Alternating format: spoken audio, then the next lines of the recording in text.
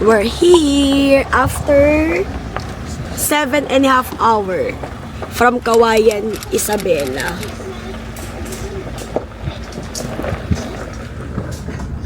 Parang nagre-renovate sila.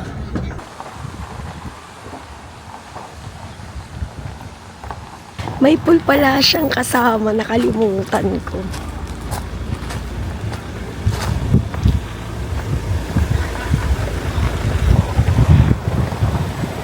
Laki ng pulo. Hanggang 7 PM naka-open yung pool. Tapos yan yung ano. Ito pang bata. Kasi mababaw lang. Tapos yun, doon. Ganda. Yung mga nire-renovate. Tapos dito lang yung room namin. Pet friendly sila. Pet friendly. Tapos, ito yung kulungan ni Kimchi. Sa labas, may mga sampayan. Tapos, ito, our simple room. Yan siya. Tapos, yan. Ano siya, may TV. Yan, may dala kami sarili namin upuan by the beach. Diba? Ang cute. Ang cute ng lamesa. Tapos, syempre may aircon. Ayan siya. Tapos yung CR niya, malaki din. Para siyang pang family. Malaki din yung CR niya. 3,200 per night sila dito. Sulit na kasi tsaka meron, alam mo babe, ang alam ko, dinadayo yung restaurant nila dito. Hindi kayo pwedeng magdala ng food. 3,200 per night. Kung magdadala kayo ng pet, katulad ni Kimchi, additional 200 lang kayo. Pero, the whole stay na yung additional 200 na yun. Sulit na kasi, ayun o, may pool sila. Tapos, tapat pa mismo namin yung pool. If in case na ma-curious kayo kung magkano yung price nila dito, so ayan, 300. Bagnet bagoong. Dapat ang orderin ko sana is chicken teriyaki. Sabi niya, nasa ano daw tayo, Ilocos. Yun na yung specialty nila. Ano, syempre Ilocos, mga bago, bagnet, Ilocos, vegan organisa. Tapos, umorder din kami ng isang sinigang na hipon, 300. So, tingnan natin kung good for ilang tao ba yung serving nila. So, sabi nila, lagi daw namin isusuot tong color blue na to kasi priority daw nila yung in-house guest. Kasi meron yatang mga pumupunta dito para kumain lang. Wala, ang mura nila. Ang mura 180 lang yung shake nila.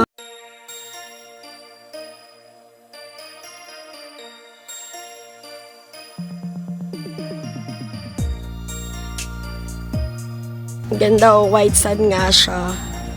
Tapos wala, ayan, hala, ang ganda, may windmill. Hala, nandito mismo. Ay, kita mo siya. Mukhang malayo lang sa video kasi parang itong DJI na to, parang naka 0.5 yung kuha niya. Pero pwede, ayan, i-zoom natin. Yan na yung pinaka-zoom. Ayan o, kikita nyo guys. Kita yung windmill. Hala, tapos white sand. Parang Boracay of the North nga. Tapos ang maganda pa ngayon na, as of March 26, wala pang masyadong tao. Ayan siya. Pero, pababa siya. Pababa siya. Ay, dito. Hala, nangitim na ako. Hindi ako naka-sunblock. Ayan yung Casa Victoria. Tapos, dyan kami naka-check-in. Tapos ito, sa kabilang side na yan, hindi na yan sakop ng Casa Victoria. Ang alam ko, yung Casa Victoria na yan, dinadayo yung restaurant nila. Ayun, may nagbabanana boat.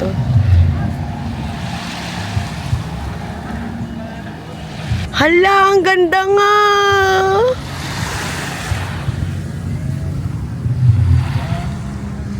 Hala, ang linaw ng tubig! Parang Boracay.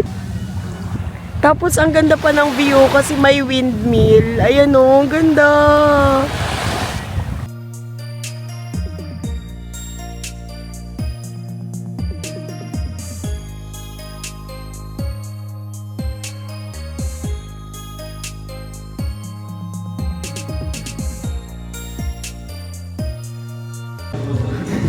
Let's eat.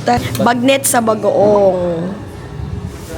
Tapos ito, sinigang na hipon. Hala, ang dami. Kasi kami dalawa, pag kumakain talaga, kailangan dalawa ulam.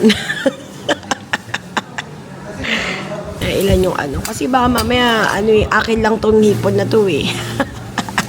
Sabaw lang sa akin. Oo, may chili ba? Sarap. Bilangin natin. Bilangin natin yung hipon. Nakailang hipon ka na? Wala pa. Sarap ng hipon. Siligang na hipon.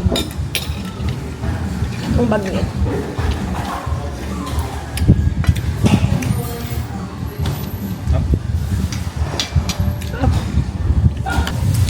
Ang sarap ng food nila.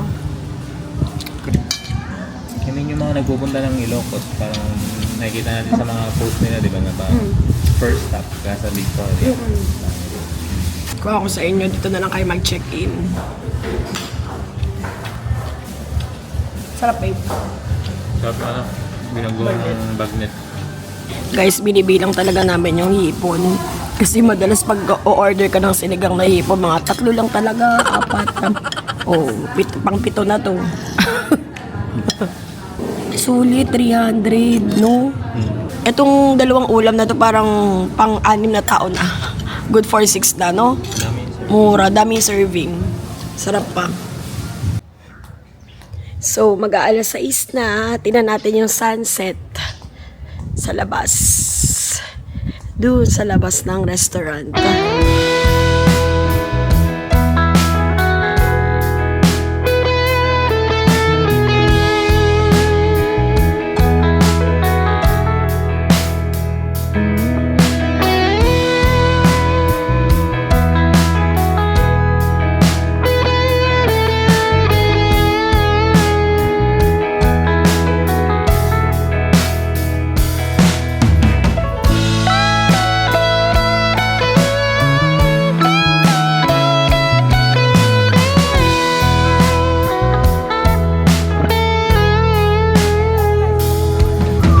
Dumami yung tao na nagkaroon ng sunset.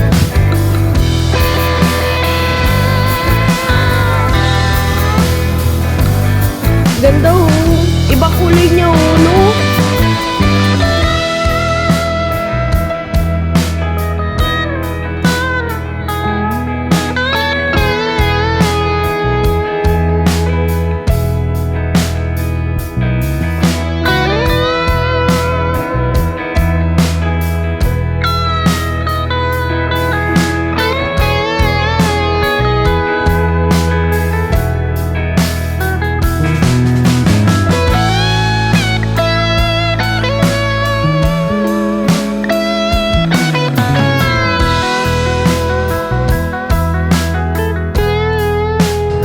Ganda oh.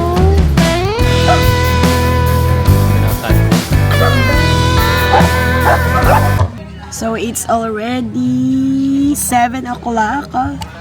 Umorder kami ng pizza, 400 pesos. Ay, sorry. Sige, okay lang. Tapos, ito, 100 pesos lang yata ito eh. Masarap din yung shake nila. Pizza by the beach. Tingnan nga natin kung masarap.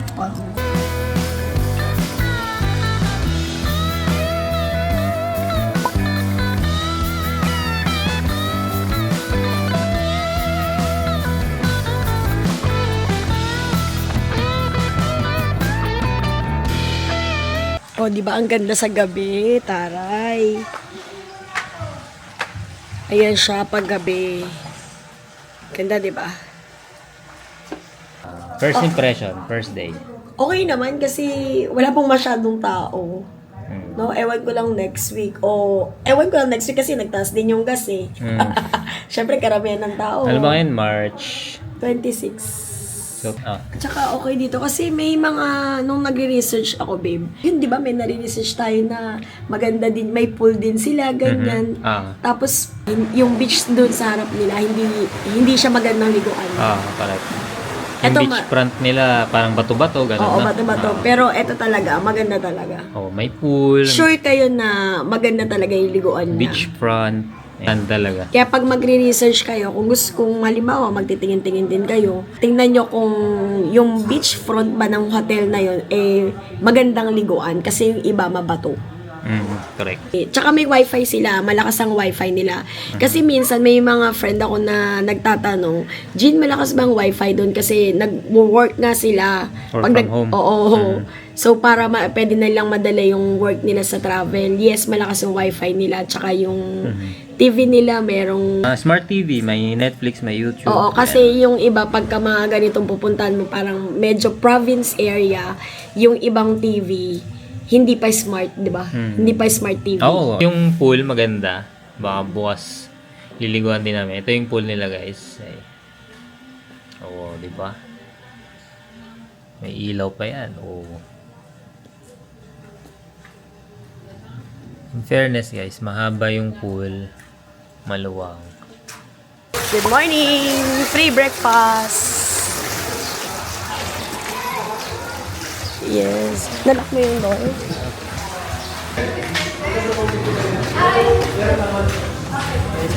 Yung sa ano namin, ang init! Dinalan pa talaga kami ng mainit na tubig, di ba? Pwede naman kumuha ng mainit na tubig dun sa dispenser. Tapos, eto, free breakfast hotdog and egg. Tapos, bangus with egg. Light lang, guys, kasi hindi naman kami din talaga maalmusal na tao. Tapos, kasama na din free coffee. Kimchi! Almusal ka, Chi? Ha? Nag-almusal na kasi kimchi kanina. Tapos, ayun, no, ang daming windmill. Nakikita nyo ba? Day 2. Puti yung sand. Ang ganda ng beach. Ayun yung windmill, oh. Ayan yung windmill. Hindi ko alam kung magigilty ako sa breakfast. Kasi guys, hindi talaga ako makain ng breakfast. Babe! Morning! Kimchi! Good morning! Kimchi! Ayun yung windmill. Ang ganda ng beach. Hindi ko akalain makakita ako ng ganito kagandang beach. As in, parang Boracay, Palawan. Tapos ang kalmado niya. Mamaya pupunta kami sa Blue Lagoon. Tingnan natin kung ganito din kaganda yung beach doon. Siya.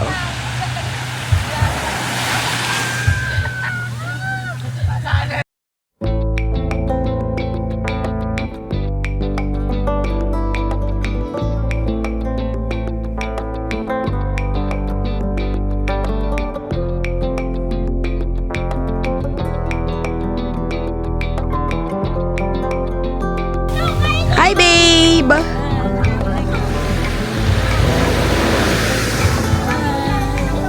Hi! Ganda, oh. As in, kung ano nakikita nyo talaga sa camera, yan talaga siya.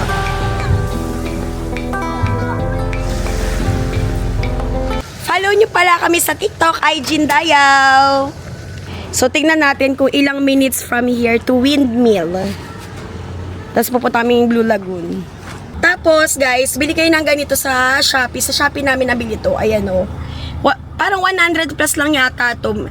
4 na tumbler na to. Ang maganda dito, guys, kasi very handy. Tapos, may oras yung pag-inom. Kunyari, 1 PM, dapat ganyan na yung nainom mo. So, from here, Casa Victoria, to ilang minutes? 31 minutes. 21 kilometers. 21 kilometers. So, ngayon ay 10 o'clock. Advance yan ng 7 minutes eh. Let's go! O, di ba ang saya? Sightseeing si Kimchi. Sightseeing. Enjoy ka, Chi. So, ano yung sinearch mo, babe? Papuntang ano? Bangis Windmill. Ayun. Ah, brown yung buhangin niya dito. Hindi siya white sand sa part na to. Pero tingin ko, pwede din liguan. In 200 meters, turn right. Medyo nakakatakot lang yung daan na literal na pababa. Ah, may mga cottage. Ano yun, for rent? Welcome to for rent siguro. Laki, no? Ang dami pala nito. No? Akala ko mga ilang piraso lang, dami palang windmill. Yan, mga souvenir dito, di ba? Yung mga mini ganyan. Oo. Ay, may souvenir shop ba dito? Mga ganyan, no?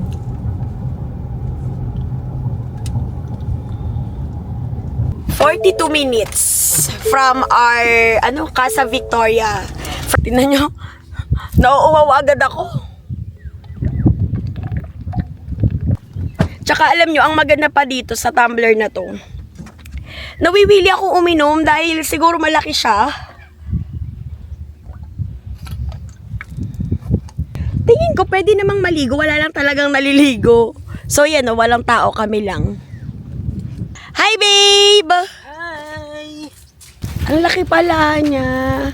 Alam nyo ba na yung windmill na yan? Ano nga ba, babe? Babe! Babe!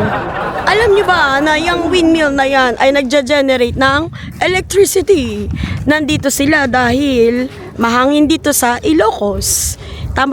Sana tama lang yung pinagsasabi ko. Tama yan, Kuya Kim! Kasi mga mahangin dito. Malakas yung alon. Feeling ko pwede namang maligo. It's just that, ayan, walang hotel. Ayan siya, oh.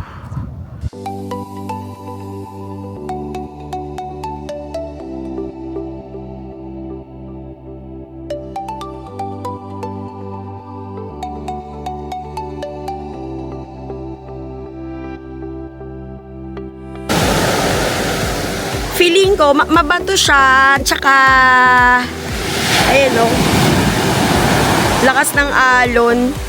Hindi talaga siya good idea na liguan. Hi, Kimchi! Hello! Hi, babe! Malakas yung alon. Okay, aalis lang namin dito sa windmill. Ngayon naman, pupunta kami ng Blue Lagoon. From windmill, 49 minutes daw. 49 minutes. So, doon na rin kami magla-lunch. Mag-a-apply na ulit ako ng sunblock. Ito talaga yung sunblock namin. Matagal ng panahon. Siguro mga isang dekada na. Ito yung bibili nyo. Max 100 SPF. Ito yung effective. Hindi talaga kami masyadong nangingitim. Basta ang gawin nyo lang dito. Kung gusto nyo bumili nito, i-click nyo na lang din yung link sa baba ng video ko. Diyan kami talaga bumibili. Apply ka lang ng apply. Kunyari yan, katulad yan. Papunta na kami somewhere. Di-apply ulit ako. Pero kunyari, sa umpisa pa lang, magsuswimming kayo, 20 minutes before pa lang, 20 minutes before ka magpa-init, mag-apply ka na. 20 minutes before. Tagal na. Mahilig kami mag-swimming. Ba alam nyo yan?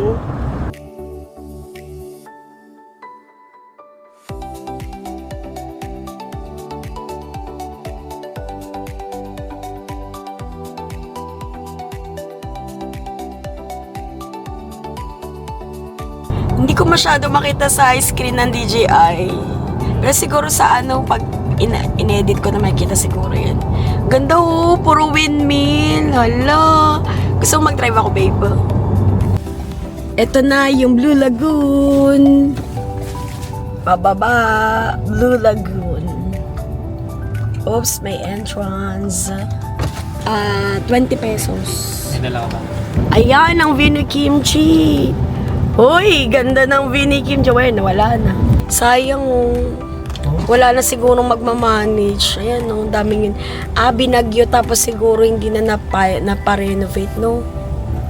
Sayang, no? Daming unit. Parang more than 100 na unit, no? Hindi na napa-renovate. Ayun pa oh. Sayang naman. So, ayun, mainit. Nandito kami sa Blue Lagoon. Ayan siya. Maganda yung beach, Blue Lagoon. Pero parang ganyan din yung beach dun sa may Casa Victoria eh. Parang ganito din, mas malinis pa nga. Hindi na kami maliligo doon na lang sa Casa Victoria kasi parang ganun din naman yung beach niya. Tapos sobrang init, 1 PM. Ayan, mas malinis pa nga dun eh. Ayan siya, oo. Pakita ko na lang sa inyo yung Blue Lagoon. Ayan, oo. Yung itsura niya, parang ganun din sa Casa Victoria. Ay, no, tinan mo si Kimchi, yung dog ko. Oh. Balak namin ganyan, habang naghihintay si Kimchi sa amin. Kimchi, grabe naman yan. Kimchi!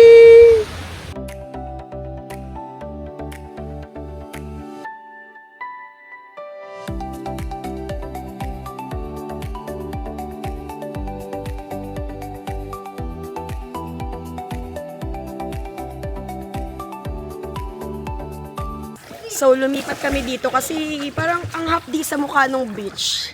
Tsaka medyo marami ng tao, hindi katulad kahapon. Alam nyo maganda na check-inan nyo rin. Check-inan is katulad ng ganito, yung may pool. Kasi katulad yan, no? Hindi kami nakapag-swimming masyado dun sa beach ngayon kasi mahalaman. Tapos ang sakit sa balat nung dagat. Tapos ang dami ng tao kanina. At least kung yung che-checkinan nyo may pool, may choice kayo na tara sa pool na lang, di ba? Diba, Chi? So, ayun. Maganda pa tumama yung gabi. Nagpaalam ka ba, babe? Meron lang. Kimchi! So, ito na siya ngayong Saturday. Medyo matao na siya. Pero ang ganda talaga ng view, no? Pero hindi pa ganun ka punong-puno yung tao. Pero ganda, babe. Buti mo, by the beach, di mo? Oo, kasi windmill, di ba? Grabe naman yan. Maliligo ka na. Nakasombrero ka pa. Paano ka maliligo niyan? Picture kita? Picture kita?